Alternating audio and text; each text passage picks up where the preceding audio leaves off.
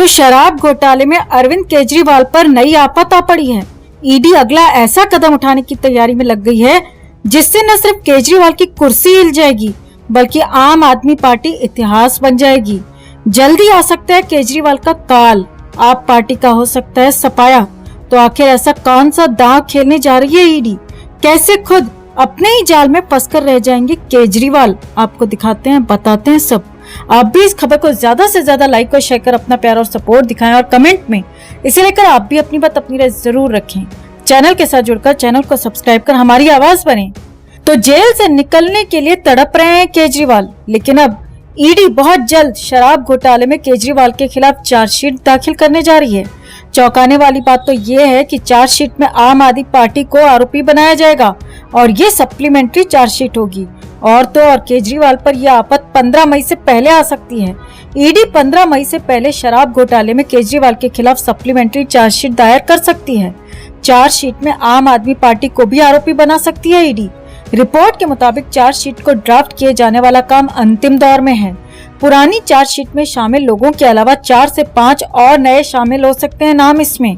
Chargesheet में के कविता और गोवा के आप कार्यकर्ता चरणप्रीत सिंह का नाम भी हो सकता है। अगर जांच एजेंसी आम आदमी पार्टी को शराब घोटाले में आरोपी बनाती है तो ये पहली बार होगा जब किसी राजनीतिक दल के खिलाफ मनी लॉन्ड्रिंग एक्ट में मुकदमा चलाया जाएगा।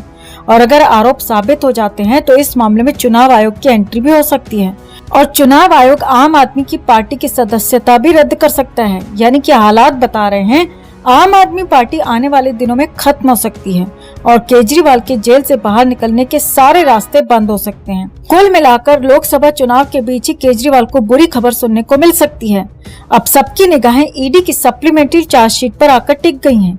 किस किस के नाम इस चार्जशीट में शामिल होंगे, ये बात आम आदमी पार्टी की टेंशन को बढ़ा रही है। वैसे भी केजरीवाल के खिलाफ इसीलिए भी जल्द चार्जशीट आने वाली है क्योंकि के कविता की गिरफ्तारी को 60 दिन पूरे होने वाले हैं और पूछताछ में ईडी तमाम वो सबूत हासिल कर चुकी है जो शराब घोटाले के आरोपियों की सजा देने के लिए काफी हैं। ईडी के अधिकारियों ने चैनल को दिए इंटरव्यू में साफ साफ कहा, आम आदमी पार्टी को आरोपी पार्टी के रूप में नामित करना एक महत्वपूर्ण कदम है और उनके पास इसका समर्थन करने के लिए ठोस सबूत भी हैं। बता दें कि 16 अक्टूबर 2023 को अतिरिक्त सॉलिसिटर जनरल एसवी राजू ने जस्टिस संजीव खन्ना और एसवी भट्टी की पीठ के सामने कहा था, ईडी धन शोधन निवारण अधिनियम की धारा 70 का इस्तेमाल करते हुए आम आदमी पार्टी को आरोपी बनाने का विचार कर रही है। ये बात ईडी ने सुप्रीम कोर्ट में तब कही थी जब जज साहब ने आम आदमी पार्टी के नेता मनीष सिसोदिया की जमानत याचिका पर सुनवाई के दौरान पूछा था कि शराब नीति पर सीधे तौर पर लाभ आम आदमी पार्टी को मिला है, मनीष सिसोदिया को नहीं। तो ऐसे में एजेंसी ने अभी तक पार्टी को आरोपी क्यों नहीं बनाया? कोर्ट इस बात को लेकर पहले ही सख्ती दिखा चुका है। तो ऐसे में अब ईडी भी एक्शन मोड में आ गई है। जल्द चार्जशीट दाखिल होगी और खुलासा होगा कि कैसे केजरीवाल शराब घोटाले में शामिल थे, कितनी रकम कहां से लूटी गई, कहां लगाई गई और कौन कौन लोग इस गोरख धंधे में शामिल थे। जब से चार्जशीट दाखिल होने की खबरों ने जोर पकड़ा है, न सिर्फ आम आदमी पार्टी घबराई हुई है बल्कि केजरीवाल की रातों की नींद तक उड़ गई है। यही कारण है कि आप नेता बार बार केजरीवाल के शुगर लेवल को लेकर शोर मचा रहे हैं ताकि बीमारी के लेवल पर केजरीवाल को जमानत दिलवा सकें। इसके लिए आप नेता हाई कोर्ट तक पहुंच गए, लेकिन यहाँ भी मुंह की खाकर वापस लौटना पड़ा क्योंकि दिल्ली हाई कोर्ट ने केजरीवाल की उस याचिका को तुरंत खारिज कर दिया जिसमें उन्होंने तिहाड़ जेल में उन्हें इंसुलिन उपलब्ध करवाने और चिकित्सकों से हर रोज 15 मिनट परामर्श करने की अनुमति मांगी। यानी कि अब केजरीवाल और उनकी टीम को कहीं से भी कोई राहत नहीं मिल रही है। अब जल्दी उन पर बड़ा काल आने वाला है और आम आदमी पार्टी भी खतरे में पड़ने वाली है। लोकसभा चुनाव से पहले केजरीवाल को बड़ा झटका लगता दिखाई दे रहा है। तो इस पूरी खबर पर आपकी क्या राय है दोस्तों? कमेंट में से लेकर आप भी अपनी बात अपनी राय जरूर रखिए और वीडियो को ज्यादा से ज्यादा लाइक और शेयर कर अपना प्यार और सपोर्ट भी जरूर दिखाएं। तमाशा बना दिया आप लोगों ने। तो जब से दिल्ली के मुख्य अरविंद केजरीवाल गिरफ्तार हुए हैं तब से रोजाना नए नए ढोंग रचाकर कोर्ट में गिड़गिड़ाते हुए नजर आते हैं। कभी गिरफ्तारी को चुनौती देकर मुक्की खाते हैं तो कभी जहर के मामले पर झूठ बोलकर फंस जाते हैं। लेकिन इस बार केजरीवाल के समर्थक ने कोर्ट में ऐसी गलती कर दी जिससे न सिर्फ सीएम साहब की कोर्ट में बेइज्जती हुई बल्कि आप नेताओं को ही मुंह छुपाकर भागना पड़ा। तो आखिर क्या गलती हो गई इस समर्थक से? कोर्ट ने सुना दी क्या सजा और अब आगे क्या होगा केजरीवाल का हाल? आपको दिखाते हैं, बताते हैं सब। आप भी इस खबर को ज्यादा से ज्यादा लाइक और शेयर कर अपना प्यार और सपोर्ट दिखाएं और कमेंट में इसे लेकर आप भी अपनी बात, अपनी राय जरूर रखें। चैनल के साथ जुड़कर चैनल को सब्सक्राइब कर हमारी आवाज बने।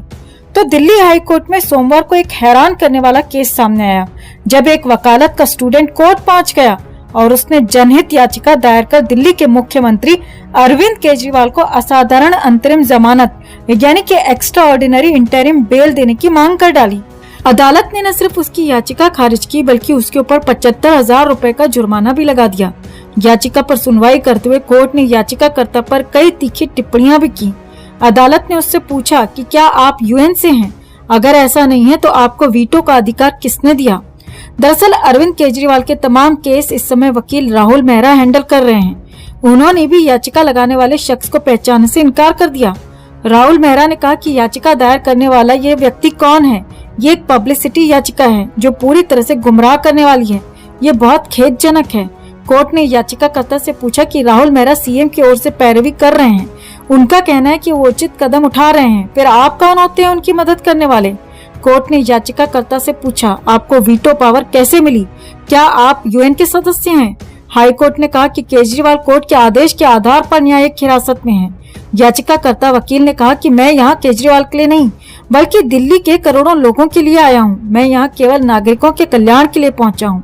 याचिकाकर्ता के वकील ने कहा कि मैं कोई पब्लिसिटी नहीं चाहता, इसीलिए मैंने अपना नाम नहीं बताया। मेरी पार्टी किसी भी चुनाव में भाग नहीं ले रही। मैं यहाँ केजरीवाल के लिए नहीं बल्कि दिल्ली के करोड़ों लोगों के लिए आया हूँ। मैं यहाँ केवल नागरिकों के कल्याण के लिए आया हूँ।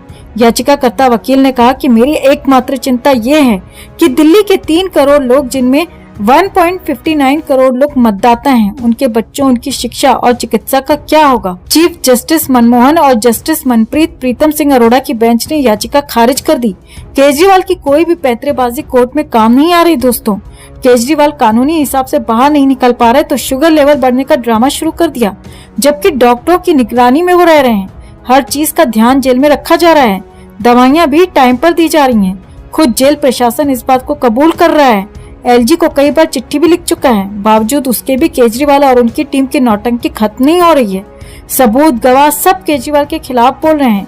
बता रहे हैं कि शराब घोटाले में करोड़ों का खेल खेला गया।